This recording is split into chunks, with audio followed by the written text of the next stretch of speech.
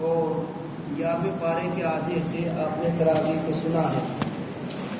11ویں پارے میں اللہ تبارک و تعالیٰ نے حضرت سب سے پہلے تو اپنی کچھ نعمتوں کا تذکرہ کرایا اور احساس دلایا انسان کو، یہ پیارے پیغمبر آپ کہہ دیجئے من یرزقکم من السماء والارض، کہ تمہیں آسمان اور زمین سے روزی کون دیتا ہے۔ امن یملک السمع والبصر، اور تمہاری آنکھوں کا، تمہاری کانوں کا مالک کون ہے۔ یخرج الحی من المیت ویخرج المیت من الحی، زندے کو مردے سے، مردے سے زندے کو کون نکالتا ہے۔ یہ تمام کام اللہ کے قبضے قدرت میں ہے۔ پھر اس کے بعد اللہ نے حضرت موسیٰ علیہ السلام کو اور فرعون کا مشہور واقعہ بیان فرمایا کہ جب حضرت موسیٰ علیہ السلام اپنی قوم کو فرعون کے قہر سے نجات دلانے کے لیے وہاں سے نکلے مصر سے، تو راستے میں پیچھا کیا فرعون نے اور دریائے نیل راستے میں پڑا۔ فرعون اپنی قوم کے ساتھ دریائے نیل میں غرق ہونے لگا۔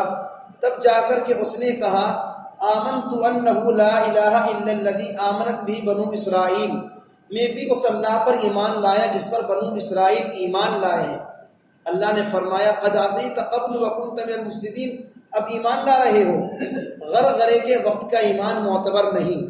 یعنی اگر ایک شخص کی موت بالکل قریب آ جائے اور اس کو لگ رہا ہے کہ میری روح نکلنے والی ہے، اس وقت وہ کلمہ پڑھے گا تو اس کے کلمے پڑھنے کا اعتبار نہیں ہوگا، کیونکہ ایمان کا دار و مدار ہے ایمان بالغیب، جو چیز ہم نے دیکھی نہیں اس پر ایمان لائے۔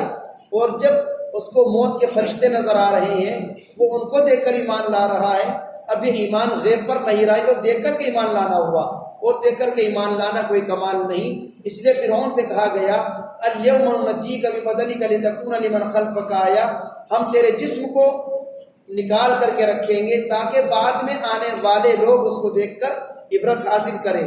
چنانچہ آج بھی مصر کے اندر فرعون کی لاش اسی شکل میں چونکہ تو موجود ہے، اللہ نے اس کی لاش کو رکھا ہے تاکہ قیامت تک آنے والے لوگ اس کی لاش کو دیکھ کر عبرت حاصل کریں۔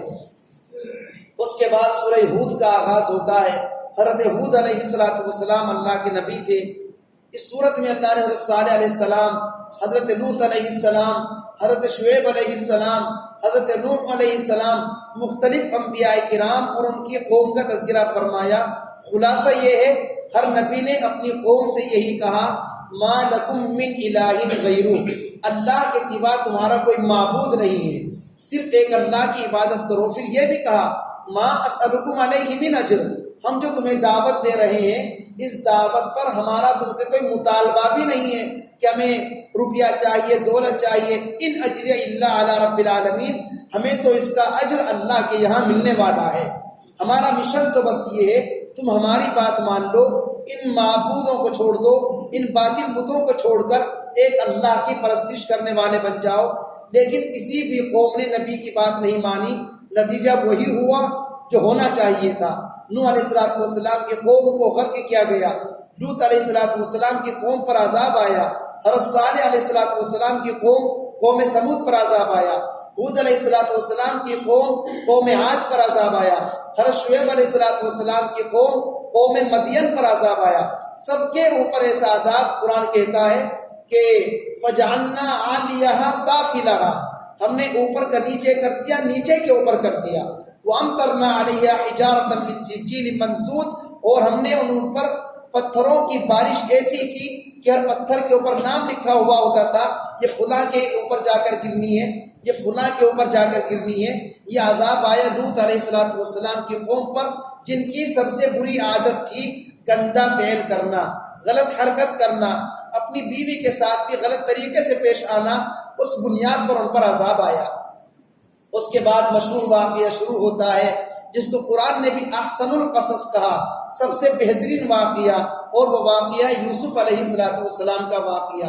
کہتے ہیں رأیت 11 کوكبا، میں نے 11 ستاروں کو دیکھا، والشمس اور سورج کو دیکھا، والقمر اور چاند کو دیکھا خواب میں، رأیتهم لی ساجدین، وہ مجھے سجدہ کر رہے ہیں۔ یہ خواب میں نے اپنے ابا یعقوب علیہ السلام سے بیان کیا۔ ابا خواب کی تعبیر سمجھ گئے، 11 ستاروں سے مراد 11 بھائی ہیں، سورج سے مراد باپ ہے، چاند سے مراد امی ہے۔ گویا ایک دن ایسا آئے گا یہ سارے کے سارے یوسف کے سامنے ان کو جھکنا پڑے گا۔ باپ نے کہا یا بنی لا تقصص رؤیاک، بیٹے اپنا خواب اپنے بھائیوں کے سامنے بیان مت کرنا، وہ خواب کی تعبیر سمجھ جائیں گے، وہ تجھے قتل کرنا چاہیں گے، تم سے حسد کریں گے۔ لیکن جب دیکھا بھائیوں نے، جب دیکھو یعقوب یوسف یوسف یوسف، ہر وقت ابا کی زبان پر یوسف کا نام ہے، اسی سے محبت کرتے ہیں، ان کے دماغ میں حسد پیدا ہوا اور یوسف علیہ السلام کو قتل کرنے کی پوری پلاننگ کر لی۔ ابا سے اجازت مانگی، ہم اس کو لے جانا چاہتے ہیں، یہ کھیلے گا کودے گا کھائے گا پیے گا، ہم مستی کریں گے، شام تک واپس آئیں گے۔ ابا نے کہا مجھے ڈر ہے اس کو کہیں بھیڑیا نہ کھا جائے۔ ان کو اچھا موقع مل گیا کہ ابا کی زبان پر یہ جملہ آیا، چلو یہی بہانہ بناتے ہیں۔ یوسف علیہ السلام کو لے گئے اور کنویں میں لے جا کر کے ڈال دیا۔ آ کر کے کہا اے ابا جان، ہم تو ادھر ادھر گھومنے لگے، بھیڑیا آیا اور یوسف علیہ السلام کو کھا گیا اور ثبوت کے طور پر کردہ پیش کیا۔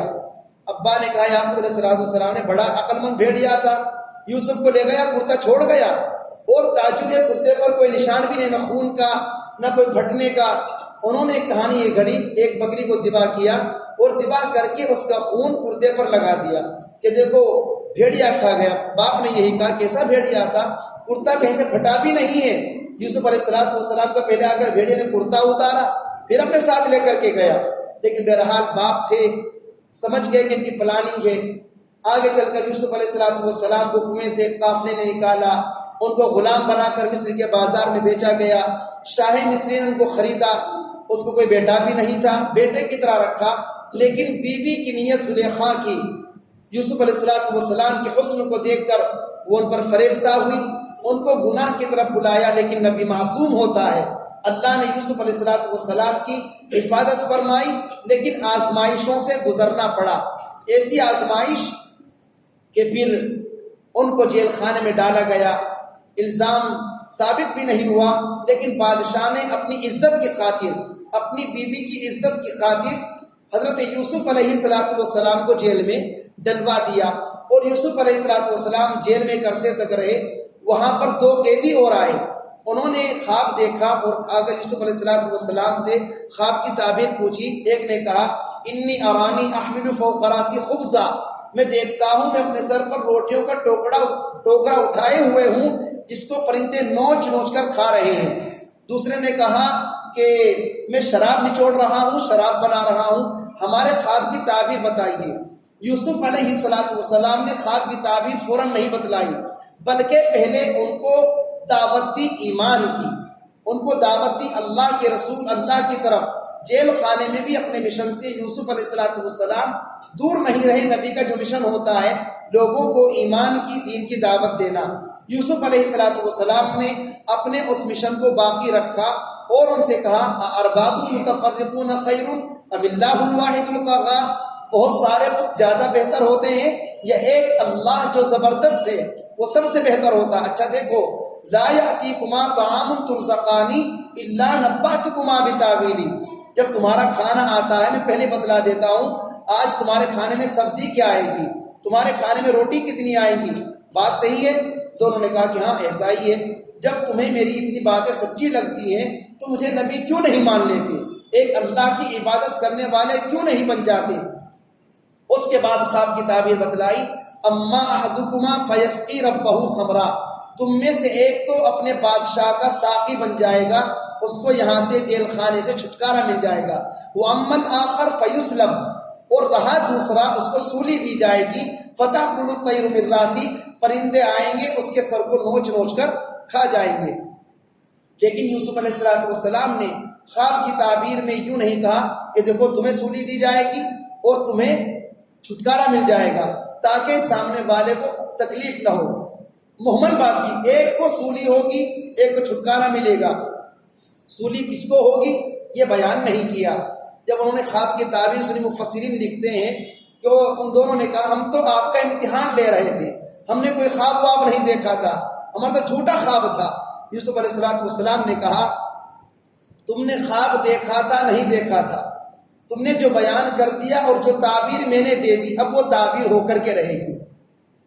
اس لیے جھوٹا خواب بیان کرنے کی حدیث میں بہت سخت وعید آئی ہے، کبھی بھی جھوٹا خواب بیان نہیں کرنا چاہیے، اور تعبیر بھی ہمیشہ اچھے معبر سے اپنے کسی خیر خواہ سے معلوم کرنی چاہیے، کیونکہ خواب کی یہ بھی حقیقت ہے، ہم نے کسی کے سامنے خواب بیان کیا اور اس نے منہ میں جو تعبیر آئی کچھ بھی بک دیا تو ایسا ہی واقع ہو جاتا ہے جیسا کہ سامنے والا خواب کی تعبیر بتلا دیتا ہے۔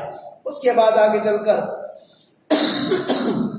بادشاہ نے خواب دیکھا 7 موٹی گائے ہیں، 7 پتلی گائے ہیں، اور وہ 7 موٹی گائے 7 پتلی دبلی گائے کو کھا رہی ہیں۔